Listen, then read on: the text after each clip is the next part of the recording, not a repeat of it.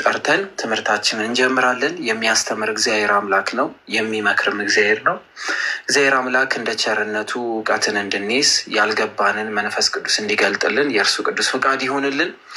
እመቤታችን ቅድስት ድንግል ማርያምን ምስክር አድርገን ቅድስት ቤተክርስቲያናችንን አምነን አንዲት በሆነችው ሐዋርያት በመሰረቷት በአንዲቷ ቅድስት ቤተክርስቲያን አምነን ጌታችን መድኃኒታችን ኢየሱስ ክርስቶስ በመሰረታት በአንዲቷ ቅድስት ቤተክርስቲያን አምነን አባቶቻችንን ቅዱሳንን ምስክር አድርገን የዛሬውን ትምህርት እንማራለን። እግዚአብሔር አምላክ ለቅዱስ አባታችን ለሙሴ የሰጠውን በረከት አያጉድልብን። እንደ ቸርነቱ እንደ ምሕረቱ እንድንማር የእርሱ ቅዱስ ፍቃድ ይሆንልን። እግዚአብሔር አምላክ ያስተምረን፣ እርሱ እግዚአብሔር አምላክ ይግለጥልን። እንግዲህ በቀደም ዕለት እንደምታስታውሱት ስንማር የነበርነው ትምህርት ኦሪት ዘፍጥረት ምዕራፍ 14 ነበረ ካልተሳሳትኩ። ኦሪት ዘፍጥረት ምዕራፍ 14 ላይ በሰናዖር ንጉስ፣ በአሞራፌል፣ በአልአሳር ንጉስ፣ በአርዮክ፣ በኤላም ንጉስ፣ በኮሎዶጎሞር፣ በአሕዛብ ንጉስ፣ በትዲኤል ዘመን እንዲህ ሆነ እያለን አይተን ውጊያ እንደተከናወነ አብርሃምም ተዋግቶ ሎጥንና ቤተሰቦችን እንዴት አድርጎ እንደመለሰ ተመልክተናል። መቼም ይሄ ስም በጣም ከባባድ የሆኑ ስሞች ነበሩና ብቻ እግዚአብሔር አምላክ ይወቀው። ባለፈው ስንማራቸው እነዚህን ትምህርቶች በደንብ ተምረናል። ስለዚህ አንተ አብርሃምን ባለጠጋ አደረግኩት እንዳትል ብላቴኖቹ ከበሉት በቀር ከኔ ጋር ከሄዱትም ድርሻ በቀር ፈትልም ቢሆን የጫማም ማዘቢያም ቢሆን ለአንተ ከሆነው ሁሉ እንዳልወስድ አውናን ኤስኮልም መምህሬም እነርሱ ድርሻቸውን ይሰዱ በማለት እንደመለሰለት ተመልክተናል ማለት ነው። ስለዚህ አባታችን አብርሃም ከማረካቸው ነገሮች የትኛውንም ነገር የእናንተ የሆነውን እኔ አልወስድም በማለት ተናግሮ ነበረ። ያዕቆብ ነው ማለት ነው የበቀደም ዕለቱ ትምህርት። ከዚህ ነገር በኋላ እግዚአብሔር ቃል በራእይ ወደ አብርሃም መጣ። ከዚህ በኋላ ልክ ሄዶ የወንድሙን ልጅ ካስመለሰ በኋላ አጎት ለሚሆነው ለማን ማለት ነው? አጎት ለሚሆነው ለማን? ለሎጥ ሄዶ ተዋግቶ ሎጥንና ቤተሰቦቹን ነፃ ካስወጣ በኋላ አብርሃም አባታችን የእግዚአብሔር ቃል በራእይ ወደ አብርሃም መጣ። ሙሉ አይታያቸውም ቤተሰቦች? እሺ፣ አሁን ጥሩ ነው። አሁን አሪፍ ነው። እሺ፣ አሁን ወንጌል እየተማርን ማስታወቂያ የሚሰሩ ሰዎችም ሚዩት አድርጉልኝ። እሺ፣ ማስታወቂያ የሚሰሩ ሰዎችም ሚዩት አድርጓቸው። እሺ፣ ቃል በራእይ ወደ አብርሃም መጣ ይላል። በነገራችን ላይ ራእይ ማየትና ህልም ማየት የተለያዩ ናቸው። ራእይ ማየትና ህልም ማየት የተለያዩ ናቸው። ህልም ተኝተን የምናየው ነው። ራእይ ግን በህይወት እንደዚህ እንቅልፍ ሳይወስደን ነገር ግን በራእይ መነጋገር በተመስጦ መመልከት ማለት ነው። ስለዚህ እንቅልፍ ተኝተን ሳይሆን በስጋ እያለን ግን ከዚህ ስጋችን በመንፈስ ተነጥቆ መመልከት ማለት ነው። ሁለቱ ህልምና ራእይ የተለያዩ መሆኑን አትረሱ። ስለዚህ ቃል በራእይ ወደ አብርሃም መጣ። ቃሉ በራእይ ወደ አብርሃም መጣና እንዲህ ሲል አብርሃም ሆይ አትፍራ፣ እኔ ለአንተ ጋሻ ነኝ፣ ዋጋህም እጅግ ታላቅ ነው አለ። በነገራችን ላይ በአዲስ ኪዳን ላይ አይታችሁ ከነበረ አዲስ ኪዳን ላይ ተመልክታችሁ ከነበረ እኔ አብርሃምን ምን እለው ነበረ ብሎ ነበረ ጌታችን ኢየሱስ ክርስቶስ። አውቀው ነበረ ብሏቸው ነበረ። ምን እለው ነበረ? አውቀው ነበረ። ማንን? አብርሃምን። እንዴት አብርሃምን አውቃለሁ ይለናል? ይህ የማርያም ልጅ አይደለ እንዴ? ይህ የዮሴፍ ልጅ አይደለ እንዴ? እያሉ ክርስቶስን በስጋ ስለመጣ ክርስቶስ ቀድሞ ነበረ፣ ከዘመናት በፊት የቀደመ መሆኑን አልገባቸውም ነበረ ማለት ነው። ስለዚህ ምን አለ ግን ቃል የእግዚአብሔር ቃል በራእይ ወደ አብርሃም መጣ። እንዲህም ሲል አብርሃም ሆይ አትፍራ፣ እኔ ለአንተ ምን ነኝ አለ? እኔ ለአንተ ጋሻህ ነኝ አለ። እግዚአብሔር አምላክ ጋሻ ይሆነ ለሁላችንም። ሰው ዛሬ ቢወድ ነገ ይጥለናል። ሰው ዛሬ ቢወድ ነገ ጊዜ አይቶ ይሸሻል። ወንድሜ ቤተሰብ ያላችኋቸው ሰዎች በክፉ ቀን ይጥሏቸዋል። መጽሐፈ ሲራክ እንደዚህ ይላል፣ እውነተኛ ጓደኛ በክፉ ቀን ደራሽ ነው ይላል። እውነተኛ ጓደኛ በክፉ ቀን ደራሽ ነው። እውነተኛ ወዳጅ በሐዘን የሚመጣ ነው። በማለት መጽሐፈ ሲራክ ምን አይነት ወዳጆችን ማፍራት እንዳለብን ይነግረናል። ስለዚህ እውነተኛ የሆነ ጓደኛ የምትመርጡት በክፉና በሀዘን ጊዜ ነው። እውነተኛ የሆነ ግን ጋሻ ግን ማን ነው? ጊዜ አይቶ የማይሸሽ እስኪ ጻፉልኝ። ጊዜ አይቶ የማይሸሽ ጎደለባቸው ብሎ የማይተው ያዘንን ቀን የሚደርስልን በከፋን ጊዜ መጽናኛ የሆነ ጊዜ አይቶ የማይሸሸን ስንወድቅ አብሮን ያለ ስንነሳም አብሮን የሚነሳ ማን ነው? እውነተኛ ጋሻ እግዚአብሔር አምላክ ነው። ስለዚህ አብርሃም የያዘው ጋሻ እውነተኛውን ጋሻ ነው። ስለዚህ ምን አለው? አትፍራ፣ እኔ ለአንተ ጋሻህ ነኝ፣ ዋጋህም እጅግ ታላቅ ነው አለው። ስለዚህ እግዚአብሔር አምላክ ማንን ያግዟል? አብርሃምን። ለምን? ስለታዘዘው። አብርሃምም አቤቱ እግዚአብሔር ሆይ ምን ትሰጠኛለህ ብሎ ለመነው። ለአንተ ጋሻ ነኝ ዋጋህም እጅግ ታላቅ ነው ሲለው፣ ዋጋ ታላቅ ነው ሲለው ምን አለ አብርሃም? ፈጠን አለና አቤቱ እግዚአብሔር ሆይ ምን ትሰጠኛለህ ብሎ ጠየቀ። ሁሉ የማን ነው? የእግዚአብሔር ነው አይደል? አብርሃም ግን ምንድነው የምትሰጠኝ ብሎ አምላክን ጠየቀ።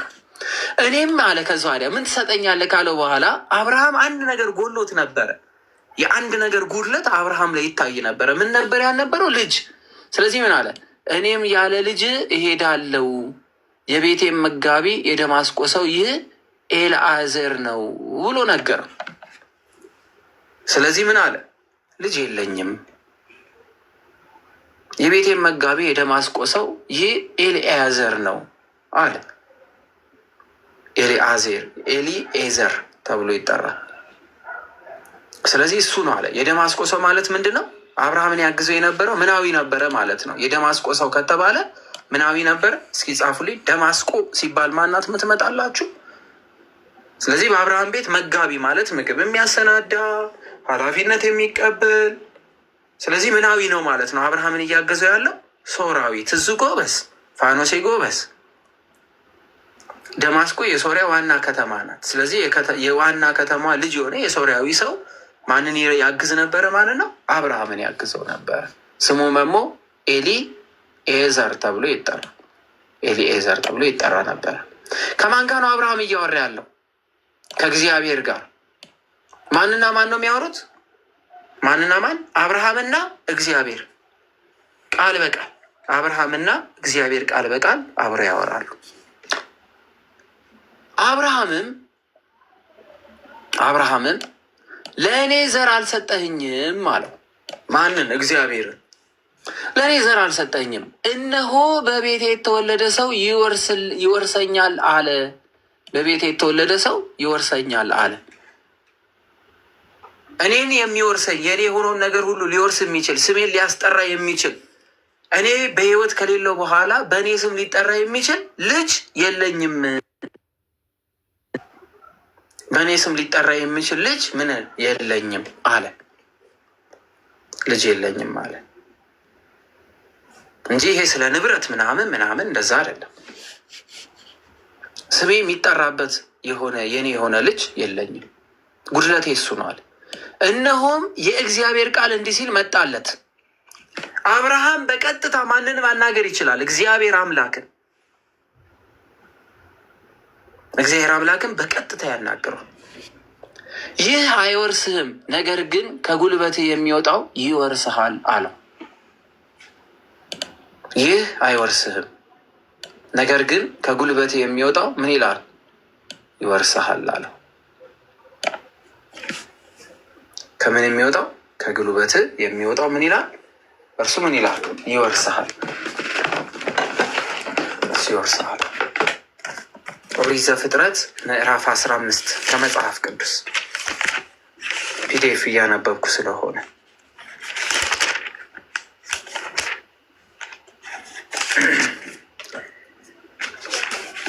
ያው መጽሐፍ ቅዱስ። ስለዚህ እንደዚህ ይላል። እግዚአብሔርም ምዕራፍ 15 ላይ እግዚአብሔርም ለአብርሃም ቃል ኪዳን እንደሰጠው ከዚህ ነገር በኋላ እግዚአብሔር ቃል በራእይ ወደ አብርሃም መጣ እንዲህ ሲል፣ አብርሃም ሆይ አትፍራ፣ እኔ ጋሻ እሆንሃለሁ፣ ዋጋህም በእኔ ዘንድ እጅግ ብዙ ነው።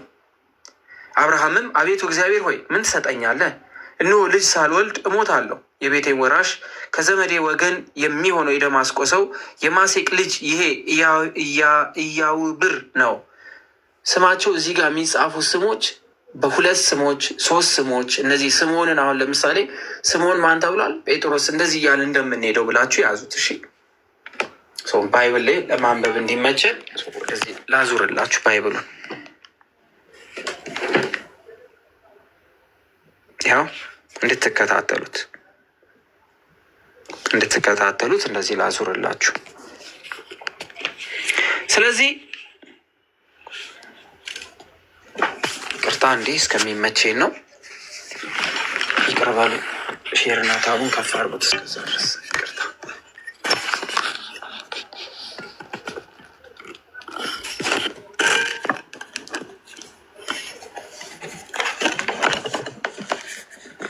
ይታያችኋል?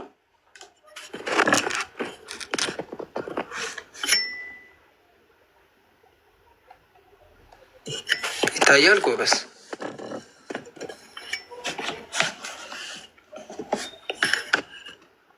ተሰቃየሁ እኮ በጌታ። እሺ ኧረ በስመ አብ። ቆይ እንዴ ታገሱኝ። እሺ ያው እሺ እንቀጥል። ምን ይላል? አብርሃምም ለእኔ ዘር አልሰጠኸኝም። ያው እዚህ ጋር ያለ ነው። እሺ ተከታተሉኝ። የዘመዴ ልጅ እርሱ ይወርሰኛል አለ።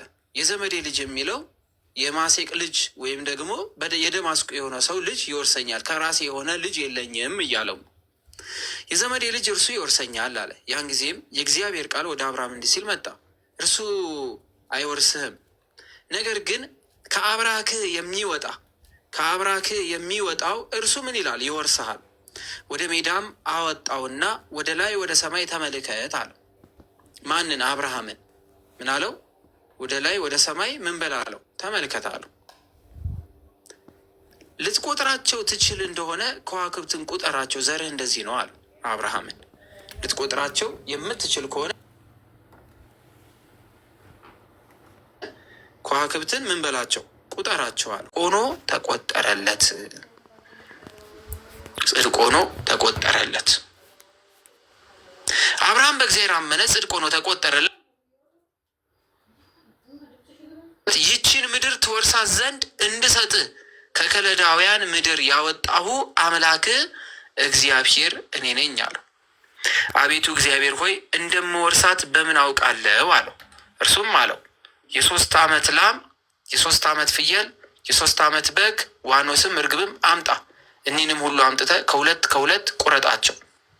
ትእዛዝ እየሰጠው ነው። መተማመኛ ቃል ኪዳን አምንህ ዘንድ ቃል ግባልኝ እያለው ነው። ማንን? እግዚአብሔር አምላክን። አምንህ ዘንድ ምን ስጠኝ? ቃል ኪዳን ግባልኝ እያለው ስለሆነ አብርሃም ማለት ነው። ስለዚህ ምን አለው እግዚአብሔር አምላክ? ወፎችን ግን አትቁረጣቸው። እንዲሁም እነዚህን ሁሉ ወሰደለት፣ በየሁለትም ከፈላቸው። የተከፈሉትንም በየወገኑ ትይዩ አደረጋቸው። ወፎችን ግን አልቆረጣቸው። አሞራዎችንም በተቆረጠው ስጋቸው ላይ ወረዱ። አብርሃምም በእነርሱ ዘንድ ተቀምጦ አባረራቸው። ፀሐይ በገባ ጊዜ በአብርሃም ድንጋጤ መጣበት ይላል። አብርሃም ላይ ምን መጣበት? ድንጋጤ መጣበት።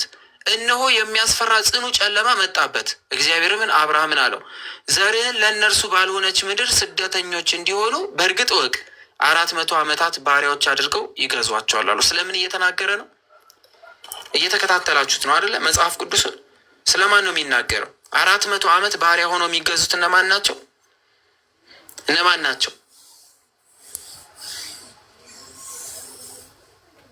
እነማን ናቸው? 400 ዓመት ባሪያ ሆነው የሚገዙት ስለ እስራኤል ጎበስ። ወለተ ኢየሱስ ስለ እስራኤል ጎበስ። ስለዚህ 400 ዓመታት በሰው ሀገር ባሪያ እንደሚሆኑ አብርሃም አስቀድሞ የልጅ ልጆቹ ምን እንደሚደርስባቸው ከእግዚአብሔር ዘንድ እየሰማ ነው። ምን እንደሚደርስ ኦኬ። ስለዚህ እግዚአብሔር አምላክ ነው ታዲያ ባሪያ እንዲሆኑ ያደረጋቸው። ስለዚህ በቃ እሱ ስለወሰነባቸው ነው። ስለዚህ ተወስኖባቸው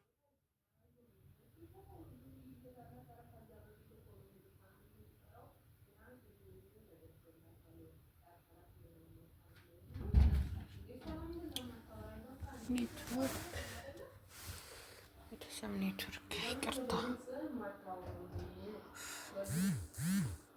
በመልካም ሽምግልና ትቀበራለህ አለው። ምን እየነገረው ነው ማለት ነው?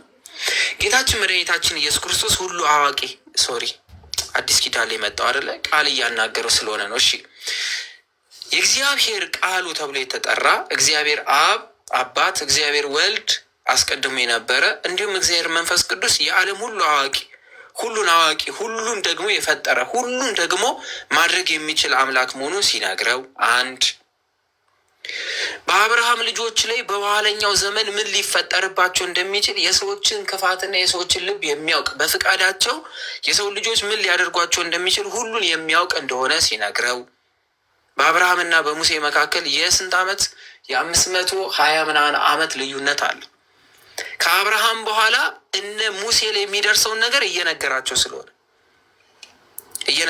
ስለሆነ እነ ሙሴ ላይ የሚደርሰውን ነገር ምን እያላቸው እየነገረው ስለሆነ ለአብርሃም በልጅ ልጆች እንደዚህ ትሆናለህ እያለው ስለሆነ ለምን የእግዚአብሔር አምላክ መኖር በዓለም ሁሉ ዘንድ ምን ይል ዘንድ ይታወቅ ዘንድ የእግዚአብሔር አምላክ መኖሩ እግዚአብሔር አምላክ ልጆቹን መጠበቁን ለአብርሃም የገባውን ቃል ኪዳን በልጆቹ በኩል እንደሚፈጽምለት ይህንን ሲነግረው ይህን ነገር አሳውቆታል ማለት ነው።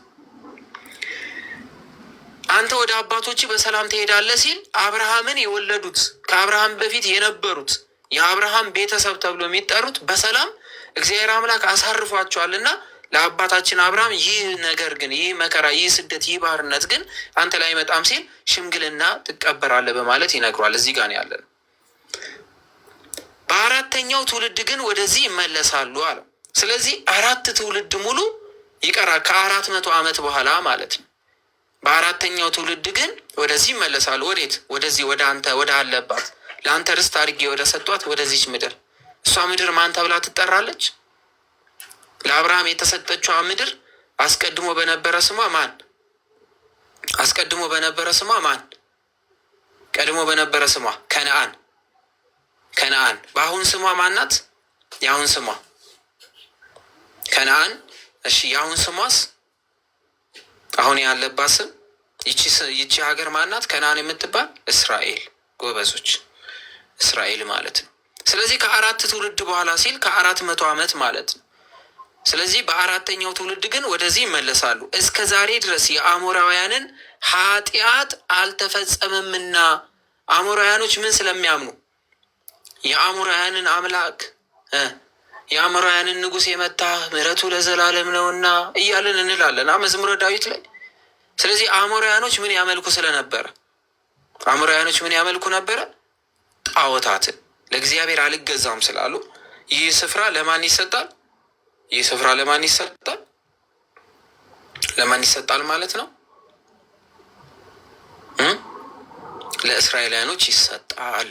ስለዚህ ጣዖት አምላኪዎች ስለነበሩ እግዚአብሔር አምላክ እርሱን ለሚወዱትና እርሱን ላከበሩት ምድሪቷን ሰጠ ማለት ነው። ሲጀመር ምድር እግዚአብሔርን ለሚወዱ እንጂ ጣዖት ለሚያመልኩ የተሰራ ስላልሆነች፣ ስለዚህ ምን አለ? ኃጢአታቸው አልተፈጸመምና እንዲህም ሆነ ፀሐይም በገባ ጊዜ ነበልባል መጣ፣ የእሳት መብራትና የሚጤስ ምድጃ መጣ፣ በዚያም በተከፈለው መካከል አለፈ። በዚያችም ቀን እግዚአብሔር ለአብርሃም ተስፋ ያደረገለትን ቃል ኪዳን አጸና፣ እንዲህም አለው። ስለዚህ እግዚአብሔር አምላክና አብርሃም ምን አደረጉ?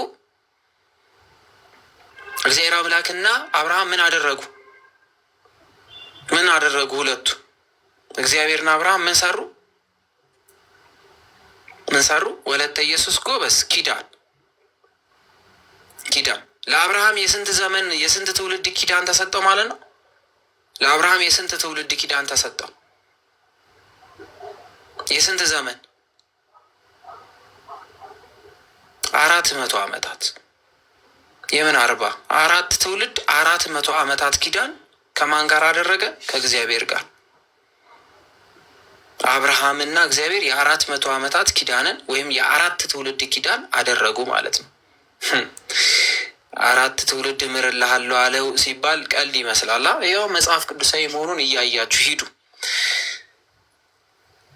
እግዚአብሔርም ለአብርሃም ተስፋ ያደረገለትን ቃል ኪዳን አጸና፣ እንዲህም አለው ከግብፅ ወንዝ ጀምሮ እስከ ትልቁ ወንዝ እስከ ኤፍራጥስ ወንዝ ድረስ ይህችን ምድር ለዘርህ እሰጣታለሁ አለው። እግዚአብሔር አምላክ ለአብርሃም ዘር የሚሰጠው ስለማን ሲል ነው? ስለማን ሲል ነው? ከግብፅ ወንዝ ጀምሮ ከግብፅ ወንዝ። ይሄ የግብፅ ወንዝ የማን ነው ታውቃላችኋ? ናይል ማለት እኮ ነው። ናይል ማለት ነው። ስለዚህ ከግብፅ ወንዝ ጀምሮ አሁን ሰምታችኋላ። ግብፅና እስራኤል ሊዋጉ ነው። ጦርነት ሊከናወን ነው። ግብፅ ስልጠና ጀምራለች። እስራኤልና ግብፅ ድጋሜ ጦርነት ሊከፍቱ ነው ምናምን ሲባል እየሰማችሁ አይደለም? አሁን ለምን መሰላችሁ? እስራኤል ይህንን ቃል ኪዳን ይዘው ኔታናሁ የሚባለው የእስራኤሉ ሚኒስቴር ይህንን ቃል ኪዳን ከዚህ የመጽሐፍ ቅዱስ ክፍል ላይ ወስደው ከግብፅ ወንዝ ጀምሮ እስከ ትልቁ ወንዝ እስከ ኤፍራጠስ ቤት በኩል ነው ያለው። ኤፍራጠስ የትና የት ነው ያለው? ኢራቅ፣ ኢራን አይደለ? የቀደመችው ባቢሎንና ፋርስ እስከሚባሉ ድረስ ኢራን እና ኢራቅ ላይ ስትተኩስ፣ ኢራን ላይ ስትተኩስ፣ ሶሪያ ላይ ስትተኩስ፣ የመን ላይ ስትተኩስ ምናምን ታያላቸዋል። ስለዚህ ይሄ ቃል ኪዳን ከእግዚአብሔር የተሰጠን ነው ብለው ስለሚያምኑ አሁን እሱን ግዛታችን ታላቂቷን ኢየሩሳሌምን ታላቂቷን እስራኤልን እንገነባታለን የሚሉት ከዚህ መጽሐፍ ላይ ተነስተው ነው። ስለዚህ ከግብፅ ወንዝ ጀምሮ እስከ ትልቁ ወንዝ ድረስ ኤፍራጠስ ወንዝ ድረስ ይችን ምድር ለዘር እሰጣታለሁ አለው። ቄናውሳውያንን፣ ቄኔዜዎሳውያንን፣ ቀኔሜሎሳውያንን፣ ኬጤዎናውያንንም ኧረ በስመ አብ ስም ፈሪዛውያንንም ፈራዮናውያንንም ፈሮያንያን የሚላቸው እነዚህ ግብፃውያኖችም ማለት ነው። አሞራውያንን ይሄ እንኳን ልምድ አለን። ከናኔዋንያኖች እሺ አስቀድሞ የነበሩ አሞራውያንን፣ ጌርጌሳውያንን፣ ረስ ኢያቡሳውያናውያንን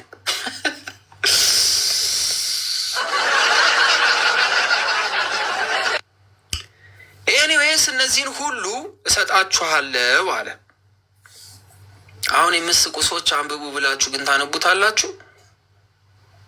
እናንተ ትስቃላችሁ። እሺ፣ ስለዚህ እነዚህ ስሞች የከተማ ስሞች ናቸው። የከተማዎች ስሞች ናቸው። ስለዚህ እነዚህ የከተማ ስሞች ናቸው፣ የሀገር ስሞች ናቸው። እነዚህን ሁሉ አሳልፌ ለአንተ ምን እላለሁ? ለአንተ ምን ላለው እሰጥሃለሁ። ኮንሰፕቱ ላይ እንድናተኩር። ስለዚህ ለአንተ አወርሰሃለሁ ብሎ ቃል ገባለት። አብርሃም ግን እነዚህም ሁሉ አልወረሰም። አብርሃም የልጅ ልጆቹን ብዛት አላየም። ነገር ግን በአብርሃም ምክንያት ግን የሚቀጥለው ትውልድ ምን የሚያደርግበት የሚያገኘው መሬት ነው። ቃል ኪዳን ገብቼ እልሃለሁ እያለ ለአብርሃም እግዚአብሔር አምላክ ቃል የገባለትን እንመለከታለን ማለት ነው። ስለዚህ የ400 ዘመናት ቃል ኪዳን የ400 ዘመን ቃል ኪዳን አገኙ ማለት ነው። አገኙ። ስለዚህ እንዴት እንደሚወርሰው እንዴት እንደሚሰጠው እግዚአብሔር አምላክ ቃል ገባለት ማለት ነው። ስለዚህ ቃል ኪዳን እንዴት ገባ? መጽሐፍ ቅዱሳዊ ነው ለሚለው አዎ እያልን እንናገራለን ማለት ነው። መጽሐፍ ቅዱሳዊ መሆናቸውን እንናገራለን። መጽሐፍ ቅዱሳዊ መሆናቸውን እናወራለን፣ እንናገራለን ማለት ነው። እሺ፣ ሲነቃነቅባችሁ ታገሱኝ። እንግዲህ እንዴት እንደማደርገው ባላውቅም እንደዛ ነው። እሺ፣ ምዕራፍ 16 የአብርሃም ሚስት ሶራ ግን ልጅ አልወለደችለትም ነበር። ይህን ቃል ኪዳን ቢገባለትም ነገር ግን የአብርሃም ሚስት ሶራ ግን ልጅ አልወለደችለትም። የልጆች ብዛት እንደ ሰማይ ከዋክብት ነው፣ እንደ ምድር አሸዋ ነው ተብሏልና ታላቅ ነው። ስለዚህ የምትወልዳቸው ብዙ ነው ተብሎ ተነግሮታል። ግን አብርሃም ልጅ አልወለደም፣ እድሜው ደግሞ ሄዷል። ስሟም አጋር የተባለ ግብፃዊት አገልጋይ አጋር ምናይት ናት።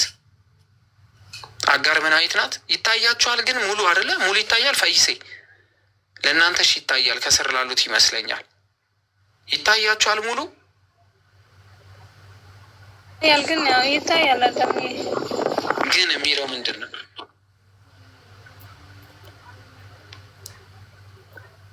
በደንብ ቀረባይ ደግሞ አልሰልክ ስለሆነ ያስቸግራል። ይኸው አሁንስ ሙሉ ምርጥ ነው። እሺ፣ ሙሉ ይታያችኋል? በጣም አሪፍ። እሺ የአብርሃም ሚስት ሶራ ግን ልጅ አልወለደችለትም ነበረ። ስሟም አጋር የተባለ ግብፃዊት አገልጋይ። ስለዚህ አጋር ምናዊት ናት? ግብፃዊት ናት። አብርሃምን ታገለግለው የነበረችው አጋር ምናዊት ናት ማለት ነው? ግብፃዊት ናት። ግብፃዊት ነበረች። ሶራ አብርሃምን እንዲህ አለችው። ያው ህጋዊ ሚስቱ ማለት ነው። ህጋዊ ሚስቱ የሆነችው ሶራ አብርሃምን እንደዚህ አለችው፣ እነሆ እንዳልወልድ እግዚአብሔር ዘጋኝ አለች። ምን እንዳለ? እንዳልወልድ። ስለዚህ መውለድ የማን ፍቃድ ነው? መውለድ የማን ፍቃድ ነው? ዝም ብሎ ባል ስላገባች ወይም ደግሞ ሚስት ስላለው እወልዳለሁ ማለት አይደለም። ልጅ የማን ፍቃድ ነው? የእግዚአብሔር አምላክ ፍቃድ ነው። እግዚአብሔር ካለፈቀደ የትኛውንም ያህል ዝግጁ ቢሆን ሰው ልጅን አያገኝም።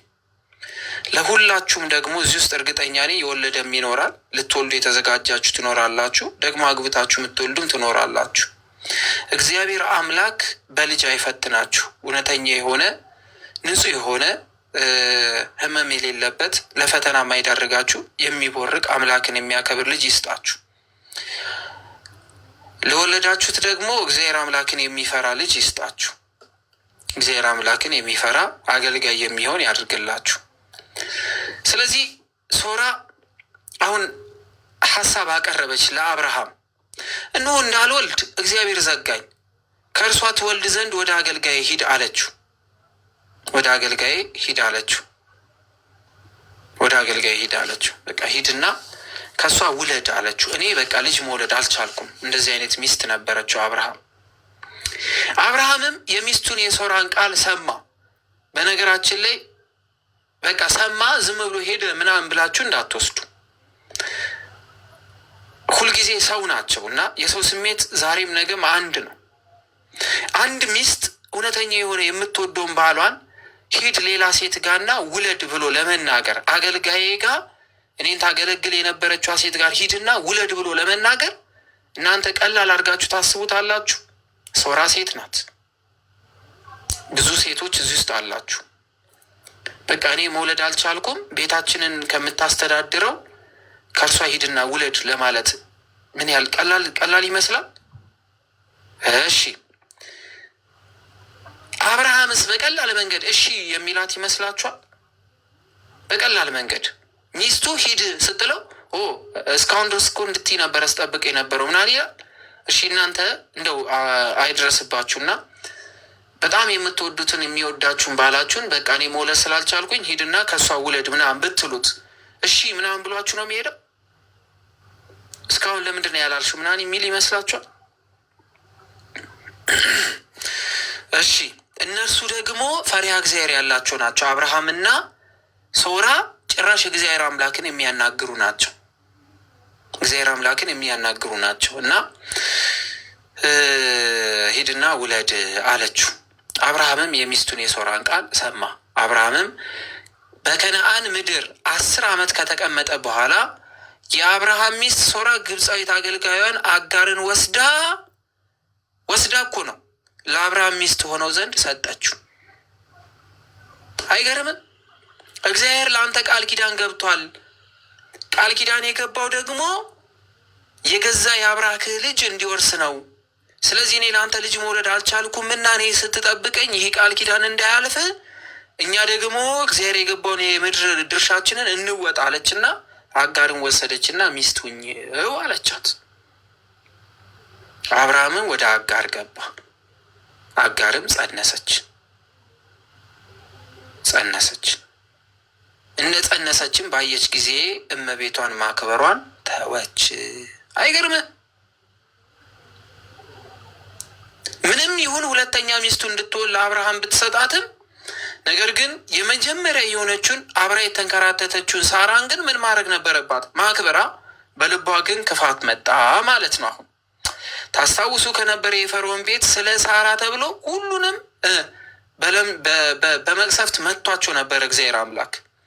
አጋር ግን ምን አደረገች? ከአብርሃም እንደ ጸነሰች ሲገባት ሳራ ናቀቻት። ሳራም አብርሃምን ከአንተ የተነሳ እገፋለሁ፣ እኔ አገልጋይን በብብት ሰጠሁ፣ እንደ ጸነሰች ባየች ጊዜ ግን እኔ ማክበር ተወች አለች። እግዚአብሔር በእኔና በአንተ መካከል ይፍረድ አለች። ማን ይፍረድ? እውነተኛ የሆነው አምላክ በእኔና በአንተ መካከል ይፍረድልን አለችው። እኔ ነኝ በእጅ የሰጠውክ፣ ግን ይቺ አጋር የምትባል ግን ከጸነሰች በኋላ ግን ናቀችኝ፣ አስከፋችኝ አለች። ለባሏ ለአብርሃም ነገረችው፣ አዘነች። አንድም ልጅ ባለመውለዷ፣ ሁለተኛም ደግሞ በአገልጋዩ መገፋቷ በጣም ከበዳት። ስለዚህ እውነተኛ ፈራጅ በእኔና በአንተ መካከል ይፍረድ። በእኔና በአንተ መካከል ይፍረድ ማለት እግዚአብሔር አምላክ ቢወደን ለእኔና ለአንተ ልጅ ይስጠንህ እንደማለት ነው። በልጄ ነው የተጎዳሁት ባለመውለዴ ነው ብላ ሳራ አብርሃምን ነገረችው። አብርሃምን ሚስቱን ሶራን እነሆ አገልጋይሽ በእጅሽ ናት አላት። ምንም ያህል ልጅ ብትሰጠውም ለሳራ ያለውን ፍቅር ግን ማጉደል አልፈለገም። ክብሯን አልቀነሰም። አንቺ ልጅ አልወለድሽልኝም ብሎ አልገፋትም፣ አልጣላትም። ስለዚህ እሷ አገልጋይሽ በእጅሽ ናት፣ እንደወደድሽ አድርጊባት አላት። ሶራም አጋርን አሰቃየቻት፣ ከእርሷም ኮበለለች በማለት ይናገራል። ስለዚህ አሰቃየቻት ሲል ምን ማለት ነው? ምን ማለት ነው?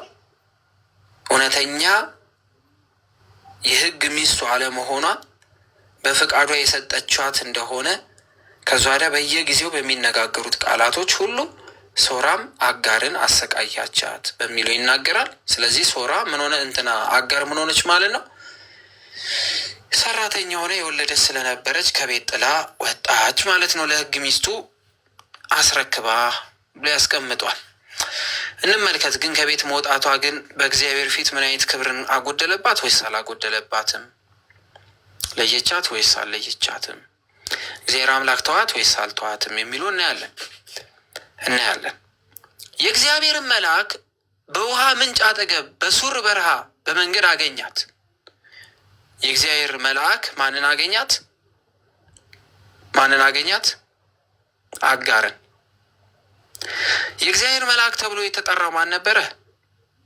ለብስራት የሚመጣ ለማገዝ የሚመጣ እኔ በእግዚአብሔር ፊት የምቆም መልአክ ነኝ፣ የእግዚአብሔር መልአክ ነኝ ብሎ ራሱን የገለጠ በዚህ አነጋገሩ የሚታወቀው ማን ነው?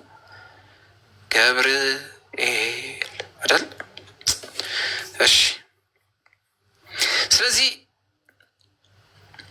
በሱር በረሃ በመንገድ አገኛት። የእግዚአብሔር መልአክ የሶራን አገልጋይ አጋር ሆይ ከወዴት መጣሽ አላት። ወዴት ትሄጃለሽ አላት። እርሷም እኔ ከእመቤቴ ከሶራ ፊት እኮበልላለሁ አለች። የእግዚአብሔር መልአክም ወደ እመቤትሽ ተመለሺ፣ ከእጇን በታች ራስሽን ዝቅ አድርጊ አላት። አይገርምም? አይደለም አምላክን የወለደች ለአብርሃም ሚስት የሆነችውን እንድትከበር መልአኩ ይናገራል። እሺ አይደለም አምላክን የወለደች ዝቅ በይ አላት አጋርን።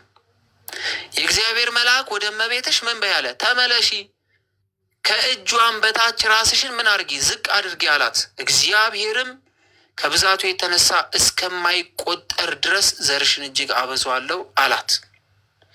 የእግዚአብሔር መልአክ አላት፣ እነሆ አንቺ ጸንሰሻል፣ ወንድ ልጅም ትወልጃለሽ፣ ስሙንም ይስማኤል ብለሽ ትጠሪዋለሽ።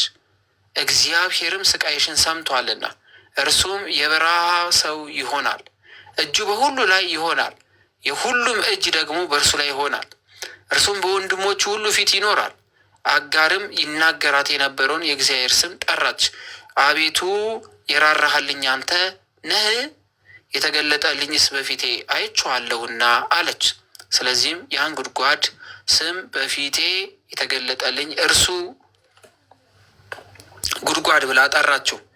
እርሱም በቃዴስ እና በባሬድ መካከል ነው። አጋርም ተመለሰች ይላል። የመልአኩን ቃል ሰማች አልሰማችም? ሰማች። ዘሯ ይበዛላት ዘንድ በወንድሙ ገና ባልተወለደ ወንድሙ ፊት ምን ይል ዘንድ? ትይዩ ይኖር ዘንድ፣ አብሮ ይኖር ዘንድ። ያው እንደምትመለከቷቸው ለምሳሌ ኢራቃያኖች፣ እነዚህ ሶርያኖች ምናምን እያልን ግብፃያኖች እያልን የምንጠራቸው ሁሉ የአብርሃም ልጆች ተብለው እነዚህ ከአብርሃም ወገን የሚሆን የይስሐቅ ወገንና የእስማኤል ወገን ብለን የምንጠራቸው ናቸው። በነገራችን ላይ እስማኤል ሙስሊም ነው ብላችሁ የተማራችሁ ሰዎች አደብ ግዙ። እሺ፣ እስማኤል ሙስሊም ነው የምትሉ ካላችሁ እረ በሕግ አምላክ በዚህ ሰዓት ቁርአንም አልወረደ፣ እሳቸውም አልነበሩም።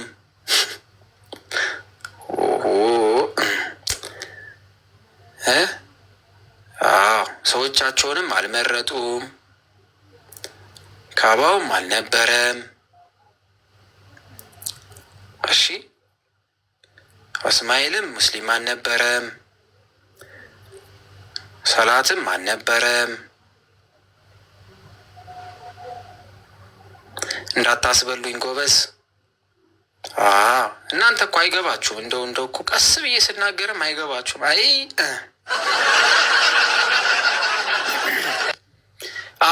እንደዛ ነው ነገሩ። ሙሴም አልነበረም እና እንደዛ ነው። እኔ ስንቀጥል አብርሃምም ኢብራሂም ባልነበረበት ዘመን ይስሐቅም ማን ነበረ? ይስሐቅም ማን ነበረ? እንደዛ ነው። ከዚህ በኋላ አጋር ለአብርሃም ወንድ ልጅን ወለደችለት። ወደ ትምህርታችን። እናንተ ሳቅ ትወዳላችሁ። ከዚህ በኋላ አጋርም ለአብርሃም ወንድ ልጅ ወለደችለት። አብርሃምም አጋር የወለደችለትን የሕፃኑን ስም ይስማኤል ብሎ ጠራው። አጋር ይስማኤልን በወለደች ጊዜ አብርሃም ስንት ዓመቱ ነበረ? 85 ዓመት ሰው ነበረ። አብርሃም 85 ዓመት ዕድሜ ነበረ። ኦሪት ዘፍጥረት ምዕራፍ 17 እንቀጥል። 85 ዓመት ዕድሜ ነበረ። እሺ፣ እስማኤል ተወለደ። ነገር ግን ለምንድን ነው ቤተ ክርስቲያናችን በይስሐቅ በኩል የእግዚአብሔር ትውልዱ በእስማኤል በኩል ያልተቆጠረው? ለምንድን ነው በይስሐቅ በኩል የተወለደው? እንደው ከአጋር የተወለደውም ቃል ኪዳን ተገብቶለታል። ግን ደግሞ ዘር ሲቆጠር በይስሐቅ በኩል የሆነው ለምንድን ነው? ለምን ይመስላችኋል? እስኪ ንገሩኝ። በይስሐቅ በኩል የሆነው ለምንድን ነው? ለምን በእስማኤል በኩል አልሆነ? የይስሐቅ ወገን ለምን ተቆጠረ? ይስሐቅ ያዕቆብን ወለደ፣ ኤሳውን ወለደ። ኤሳው ቀረ፣ ያዕቆብ ተከተለ። ያዕቆብ 12 ልጆች ወለደ። ከዛ ላይ እያልን ነው አይሄድ ነው። ለምንድን ነው ስንል ከህጋዊ ሚስቱ የተወለደ ስለሆነ። መልሱ ከህጋዊ ሚስቱ ሶራ የተወለደ ስለሆነ ከህጋዊ ሚስቱ ቀጠለ ማለት ነው። ግን ይችኛዋንስ ግን አልተዋትም። እግዚአብሔር አምላክ ፍትሐዊ የሆነ እውነተኛ የሆነ አምላክ ምን አለ? እውነተኛ ፍርድን ፈረደ ማለት ነው። ምዕራፍ 17 ኦሪት ዘፍጥረት ምዕራፍ 17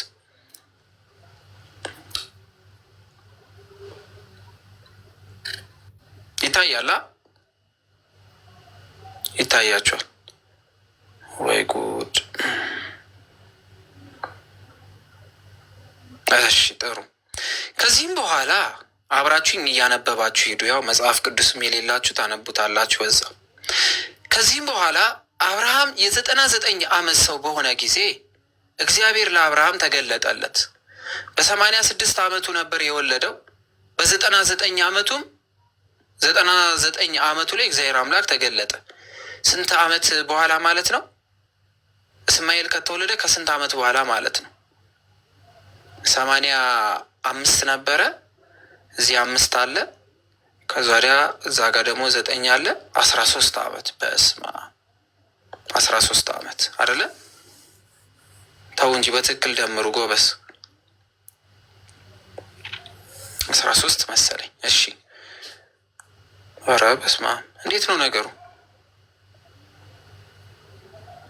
ከ99 ላይ 85 ቀንሱ 14። 14። እሺ ጎሽ 14 ጥሩ ነው። በነገራችን ላይ ሂሳብ መምህራችን እኔን ያስተማረኝ ኦልሞስት ከግማሽ ዓመት በኋላ ጠፍቶብኝ ነው መደመር ያልቻልኩት። ይቅር በሉኝ። ግን ከኔ ጋር ተመሳሳይ እድል ያላቸው በጣም ብዙ ሰዎች አሉ። 13 19 ያላችሁ። እሺ ወደ ትምህርታችን እንምጣ። ትንሽ እንስቃለን፣ ትምህርት ላይ እንመለሳለን። ነቃ እንድትሉ ነው። እሺ አዳዲስ የመጣችሁ ካላችሁ አብራችሁን ተማሩ። እየሳቃችሁ እየተዝናናችሁ እንደዛ እንድንማር ነው። እሺ መልካም እንቀጥል። ከዚህም በኋላ አብርሃም የ99 ዓመት ሰው በሆነ ጊዜ እግዚአብሔር ለአብርሃም ተገለጠለት እንዲህም አለው፣ በፊት የሄድኩ ፈጣሪ እግዚአብሔር እኔ ነኝ አለው። እግዚአብሔር እኔ ነኝ፣ በፊቴ መልካም አድርግ፣ ንጹሕም ሁን፣ ቃል ኪዳኔም በእኔና በአንተ መካከል አጸናለሁ አለው። ስለዚህ እግዚአብሔር አምላክ ቃል ኪዳንን ከእኛ ጋር ያጸና ዘንድ ምን ምን ያስፈልገናል? እስኪ ጻፉ። ምን አለው አብርሃምን እግዚአብሔር አምላክ ሲመክረው? እግዚአብሔር አምላክ አብርሃምን ቀጥታ በ99 ዓመቱ እየነገረው ነው ያለው። ምን አለው? በፊቴ ምን አድርጋለሁ? መልካም አድርግ፣ 1 ንጹሕ ሁን፣ 2 ቃል ኪዳኔ በእኔና በአንተ መካከል አጸናለሁ። ንጹሕና ምን አድርግ?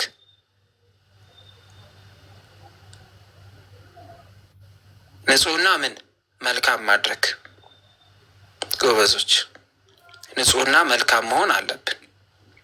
እሺ እንዳትረሱ። እነዚህ 2 ነገር ካሉ እግዚአብሔር ከኛ ጋር አለ። ስለዚህ እነዚህ 2 ነገር ነው አሁን እንድናጣ እየተሰራብን ያለው።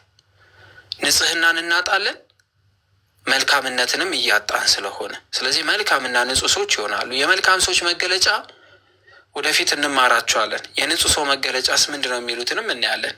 የአይን ንጽህና፣ የጆሮ ንጽህና፣ የአንደበት ንጽህና፣ የአካል ንጽህና፣ የልብ ንጽህና የሚባሉ አሉ። እነሱን ዘርዝረ እናያለን። ስለዚህ አብርሃምም በግንባሩ ወደቀ። እግዚአብሔርም አብርሃምን እንዲህ አለው። በነገራችን ላይ የሆነ እንትን አይታችኋል።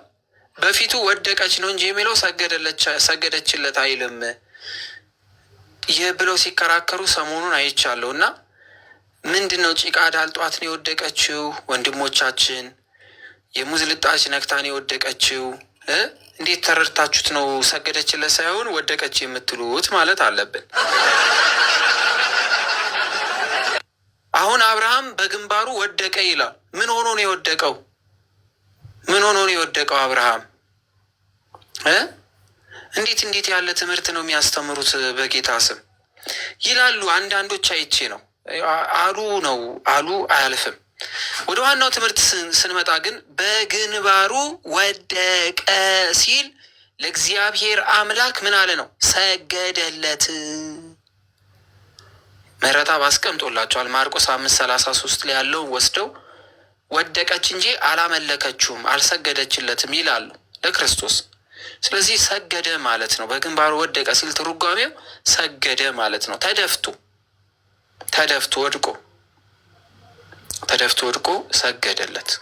እግዚአብሔርም አብርሃምን እንዲህ አለው፣ እነሆ ቃል ኪዳኔ በእኔና በአንተ መካከል አጸናለሁ፣ ለብዙ አሕዛብ አባት ትሆናለህ። እንግዲህ ስምህ አብርሃም አይባልም አብርሃም ይባላል እንጂ አለው። አያችሁት? ምንድን ነው ይሄ ክርስትና ስም የምትሉት? ከየት ነው ያመጣችሁት ይሉናል። ያው መጽሐፍ ቅዱሳዊ ነው። ያው የግዴታ ወልደ እግዚአብሔር እስከሚባል መጠበቅ የለብንም። በእነሱ ቋንቋ አብርሃም ማለት ምን ማለት ነው? የብዙዎች አባት ማለት ነው። ለምን ቀየረው ታዲያ እግዚአብሔር አምላክ? አብርሃምም ስም ነው፣ አብርሃምም ስም ነው። አብርሃም ስም ነው፣ አብርሃምም ስም ነው። ለምን ቀየረው ስንል አብርሃም የሚለው ስም አብርሃምን ስለማይመጥ ነው። አብርሃም ተብሎ የተጠራው ስሙ አብርሃም የሚለውን ስም አይመጥንምና፣ ስለዚህ እግዚአብሔር አምላክ ምን አለ? አይ ከዚህ በኋላ በዚህ ስም አትጠራም አለው። አብርሃም አትባልም አብርሃም ትባላለህ አለው። ይህ እግዚአብሔር አምላክ እንድንጠራበት የእሱ ስንሆን ቃል ኪዳን ስናስር ልጅ ስንሆን የምንጠራበትን ስም እግዚአብሔር አምላክ ይሰጠናል። ስለዚህ ክርስትና ስማችሁ ውደዱት። ያ የክርስትና ስማችሁ ነው፣ ከመንፈስ ቅዱስ መወለዳችሁን የምትገልጡበት። ስለዚህ አባታችን አብርሃም ሲተረጎም ምንድን ነው? ለብዙ አሕዛብ አባት አድርጌያለሁ። አሕዛብ ማለት ሕዝብ ማለት ነው። ሕዝብ ያመነም ያላመነም የተቀበለም ያልተቀበለም ሁሉ ሲጠራ ምን ተብሎ ይጠራል? ሕዝብ አሕዛብ ተብሎ ይጠራል። አሕዛብነት የስድብ ብቻ አይደለም። ያልተቀበሉ የሚለውን የተቀበሉትንም ያልተቀበሉትም በቁጥር ብዙ የሆኑትን አንድ ላይ ሲደመር ሕዝቦች እንደማለት ነው። አሕዛብ አባት አድርጌያለሁ። ስለዚህ የአብርሃም ልጆች ያመኑም ያላመኑም ልጆቹ ናቸውና እጅግ በጣም አበዛሃለሁ አለው። እጅግ በጣም ሕዝብም ነገስታትም ከአንተ እንዲወጡ አደርጋለሁ አለ። ሕዝብም ነገስታትም ከአብርሃም የተወለዱ እነ ዳዊት እነ ሰለሞን ስንት ሕዝብ ከዚህ በኋላ እናያለን እኮ በታሪክ ውስጥ። ቃል ኪዳኔም በእኔና በአንተ መካከል ከአንተም በኋላ በዘር መካከል በትውልዳቸው ለዘለዓለም ኪዳን አቆማለሁ አለ። ይህ ኪዳን ቆሟል። እንዲ አሁን ምን አለ? ለዘርህ በአንተና በእኔ በኩል ያደረግነው ቃል ኪዳን ለመቼ? ለዘለዓለም አለ። ከሞተ በኋላ ቃል ኪዳን ስለ አብርሃም ብላችሁ አብርሃም ሞቷል እንዴ? በህይወት እያለ ምናምን እግዚአብሔር ለዘለዓለም ከአብርሃም ጋር ያደረገው ቃል ኪዳን ለዘለዓለም የማይቆም ቃል ኪዳን አድርጓል። ይኸው አብርሃም እኮ ሞቷል እኮ፣ ግን የአብርሃም ቃል ኪዳን እስካሁን ድረስ እግዚአብሔር አምላክ እየጠበቀው ነው ያለው። ለማን? ለአብርሃም ሲል። ከዛስ ከአንተ በኋላ ለዘር አምላክ እሆን ዘንድ በውስጧ የምትኖርባትን ይህችን ምድር የከነዓንን ምድር ሁሉ ለዘለዓለም ይገዟት ዘንድ ለዘር እሰጣለሁ አለ። ምድሪቷን ይገዙ ዘንድ በአብርሃም በኩል ለማን? የአብርሃም የዘር ዘር ለሚሆኑት ሁሉ ቃል ኪዳን ገባ። አምላክም እሆናቸዋለሁ አለ። ለአንተ ልጅ ልጆች በጠቅላላ ገና እኮ ላልተወለዱት። አብርሃም እኮ ገና ልጅ የለውም እኮ ጎበዝ፣ አንድ ልጅ ብቻ ነው ያለው። ለአብርሃም ይህንን ለእነሱ ሁሉ ሲለው እኮ አብርሃም እኮ ከእግዚአብሔር ቃል እየሰማ እንጂ የወለዳቸው የተባዙ ተባዝተው ምድር የሞሉ ልጆቹን እያየ አይደለም። ግን አርቆ እየነገረው ነው። በቃ ከአንተ የሚወለዱት ምድርን ይሞሏታል አሉ። እኔ ደግሞ ለእነሱ ምናቸው ሆናለሁ? አምላካቸው ሆናለሁ። እግዚአብሔርም አብርሃምን አለው፣ አንተ ደግሞ ቃል ኪዳኔን ትጠብቃለህ። አንተ ከአንተም በኋላ በዘር በትውልዳቸው በእኔና በአንተ መካከል ከአንተም በኋላ በዘር መካከል የምትጠብቋ ቃል ኪዳኔ ይህች ናት አለ። ከእናንተ ወገን ሁሉ ምን ይበል? ይገረዝ። እኔ ለአንተ ታማኝ እንደሆንኩ ሁሉ እናንተ ለእኔ ትታመኑ ዘንድ የእምነትህ ምልክት በእኔና በአንተ መካከል ለተደረገው ቃል ኪዳን የልጅ ልጆችህ በጠቅላላ ከአንተ በኋላ የሚመጡት ምን ያድርጉ አለ? ይገረዙ። ልክ ሲገረዙ ምን ይሆናሉ? ልጆች ይሆናሉ አሉ። የሰውነታችሁን ምን ቁልፈት ትገርዛላችሁ፣ በእኔና በእናንተ መካከል ላለው ቃል ኪዳን ምልክት ይሆናል አሉ። ስለዚህ የተገረዙ ሁሉ የማን ቃል ኪዳን ይፈጽማሉ? የማን ይፈጽማሉ? ከእግዚአብሔር ጋር እስከሚመጣ ድረስ። ሕፃኑንም በ8ኛው ቀን ትገርዙታላችሁ። በስንተኛ ቀን? ሕፃን ሲወለድ በስንት ቀን? በ8 ቀን። ክርስቶስ በስንተኛ ቀን ተገረዘ? በመጽሐፍ ቅዱስ ክርስቶስ ራሱ ቃል ራሱ ይህን ሕግና ይህን ትእዛዝ የሰጠ አምላክ በስንተኛ ቀን ተገረዘ? በ8ኛ ቀን። ለዚህ እኮ ነው ቅዱስ ጳውሎስ ከሕግ በታች ሆኖ ፈጸመ ሁሉን አለ። ይገርም ነው እኮ ራሱ ያዘዘውን ትእዛዝ ራሱ ተገዛ። ዛሬ እዚህ መጥቶ ለእስራኤል የተሰጠ ሕግ ነው፣ 10ቱ ሕግጋት አይመለከቱኝም፣ እኔ እስራኤላዊ ነኝ እንዴ ይለኛል መጥቶ አንዱ። ጌታ ሆይ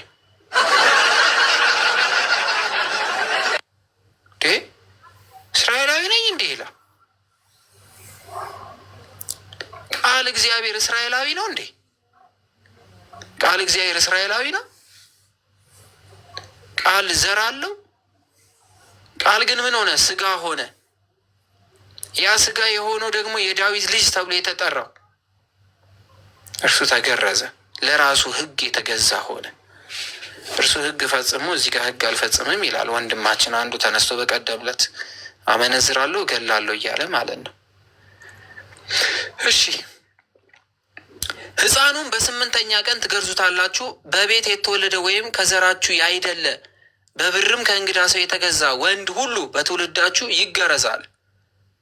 ይህ ምንን ያሳያል ማለት ነው?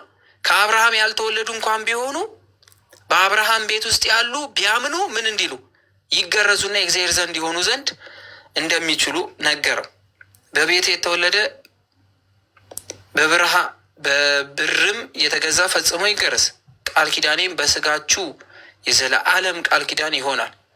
በ8ኛው ቀን የስጋውን ቁልፈት ያልተገረዘ ያቺ ነፍስ ከወገኗ ተለይታ ትጥፋ፣ ቃል ኪዳኔም አፍርሳለችና አለ እግዚአብሔር አምላክ። ስለዚህ ያልተገረዙትን ሁሉ ወደ ምኩራብ የማያስገቡ ስለነበሩ ጌታችን ኢየሱስ ክርስቶስ በአዲስ ኪዳን ግን ግርዘትን የምትተኳን የጥምቀትን ስርዓት እስከሚሰራት ድረስ እርሱ ምን አደረገ? ለሕግ ተገዛ ማለት ነው። ሕግ፣ የስራ ሕግ እያለ ሲናገር የምሰሟቸው እነዚህን ነው። እግዚአብሔርም አብርሃምን አለው፣ ሚስትህ ሶራ እንግዲህ ሶራ ተብላ አትጠራም አለው። እስካሁን ድረስ ምን ነበረች አለው? ሶራ ተብላ ትጠራ ነበረ። ከዚህ በኋላ ግን ስሟ ማን ይሆናል አለ?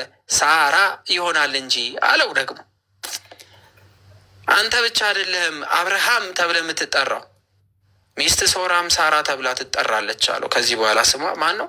ሳራ።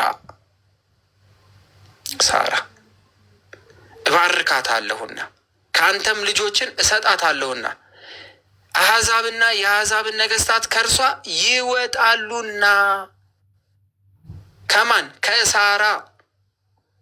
ከሳራ ነገስታትን ሁሉ የሚገዛ እውነተኛ የሆነ በበትር አሕዛብንና ነገስታትን ይገዛል የተባለው ጌታችን ኢየሱስ ክርስቶስ ከዚች የሳራ ዘር የሚወለድ እንደሆነ ቃል ገባለት። አብርሃምን በግንባሩ ወደቀ፣ ሳቀ። አብርሃም ወደቀና ምን አለ? ሳቀ። ሳቀ። በልቡም እንዲህ ብሎ አሰበ። በምኑ? በልቡ 100 ዓመት ሰው ስሆን በውኑ እኔ ልጅ ወልዳለሁን ብሎ ጠየቀ። አይቻልማ፣ አይሆንም። እንዴት ይወልዳል? ኬት አምጥቶ ዘርን? 90 ዓመት የሆናትም ሳራ ትወልዳለችን ብሎ ገረመው፣ ደነቀው። እንዴት ነው የምትወልደው አለ። አብርሃምም እግዚአብሔርን አለው፣ ይህ የእስማኤል ብቻ በፊት ይኖርልኝ ዘንድ አቤቱ ማልድሃለሁ አለ። በቃ እስማኤል ብቻ በፊት ይኖርልኝ አለ። እግዚአብሔርም አብርሃምን አለው፣ እሺ እነሆ ሚስት ሳራ ወንድ ልጅ ትወልድልሃለች፣ ስሙንም ይስሐቅ ብለህ ትጠራዋለህ። ለእርሱና ከእርሱ በኋላ ለዘሩ አምላክ ሆን ዘንድ ቃል ኪዳኔ ለዘላለም ቃል ኪዳን ከእርሱ ጋር አቆማለሁ አለው። ከማን ጋር? ከሳራ ከሚወለደው ከልጁ ከይስሐቅ ጋር። ስለ እስማኤልም እነሆ ሰምቻለሁ፣ እባርከዋለሁ፣ አበዛዋለሁ፣ እጅግም አበዛዋለሁ። 12 አለቆችም ይወልዳል፣ ታላቅ ሕዝብ ደግሞ አድርጓለሁ። ቃል ኪዳኔ ግን በሚመጣው ዓመት በዚሁ ጊዜ ሳራ ከምትወልደው ከይስሐቅ ጋር አቆማለሁ አለ። ስለዚህ የእስማኤልን ወገኖች ምን አላለም? እግዚአብሔር አምላክ አልናቀም። አበዛችኋለሁ፣ ሰምቻለሁ፣ አይቼዋለሁ፣ እባርከዋለሁ፣ ቁጥሩም ይበዛል፣ 12 አለቆችንም ይወልዳል፣ ታላላቅም አድርጓለሁ። ግን ደግሞ ቃል ኪዳኔን ግን በሚመጣው ዓመት እዚሁ አሁን በምነግር ቦታ ከሳራ ከምትወልደው ከይስሐቅ ጋር አቆማለሁ አለው። እግዚአብሔርም ንግግሩን ከእርሱ ጋር በፈጸመ ጊዜ ከአብርሃም ተለይቶ ወጣ። አብርሃምም ልጁን ይስማኤልን በቤቱም የተወለዱትን ሁሉ በወርቅም የገዛውን ወንድ ሁሉ ከቤተሰቡም ወንዶች ሁሉ ወሰደ።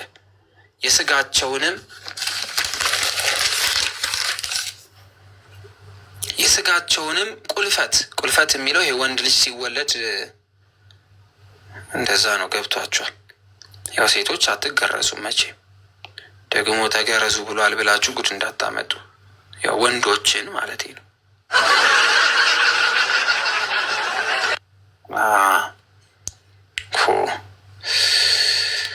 እንደዛ ነው። እግዚአብሔር እንዳለው አይ ወንዶች መከራችን ግን ብዙ ነው። ወንዶች ግን መከራችን ብዙ ነው። እሺ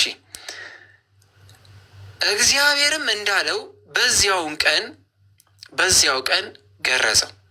በዛ ቀን ገረዘ። እግዚአብሔር እንዳለው ገረዘ።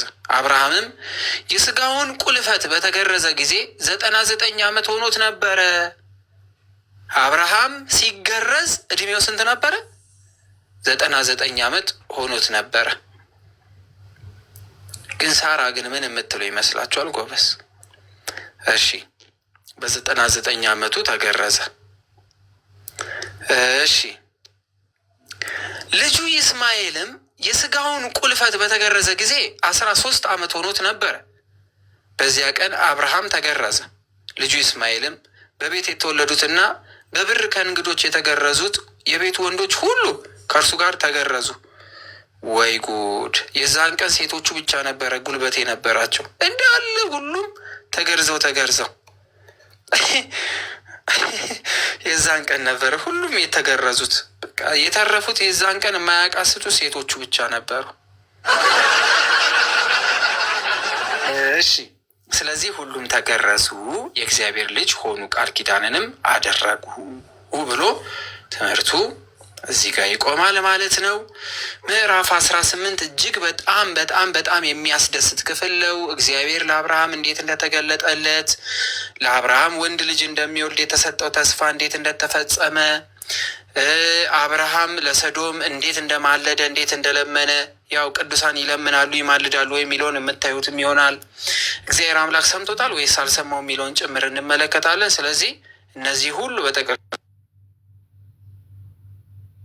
እኔ የእኛ ልጆች ለምን እንደሚደውሉ አላውቅም። በቀቺ ሰዓት የትምህርት ሰዓት ናት ወቁ። ስለዚህ እንደዚህ እንደሚሆን ያለን እስማኤልም ተገርዟል ማለት ነው። የማን ቤተሰብ ሆኗል ማለት ነው? የእግዚአብሔር ልጅ ሆኗል። ያው አይተናላ። በዚያን ቀን አብርሃም ተገረዘ፣ ልጁ እስማኤልም ተገረዘ ማለት ነው። ስለዚህ እስማኤል የማን ልጅ ነው? የእግዚአብሔር ልጅ ነው።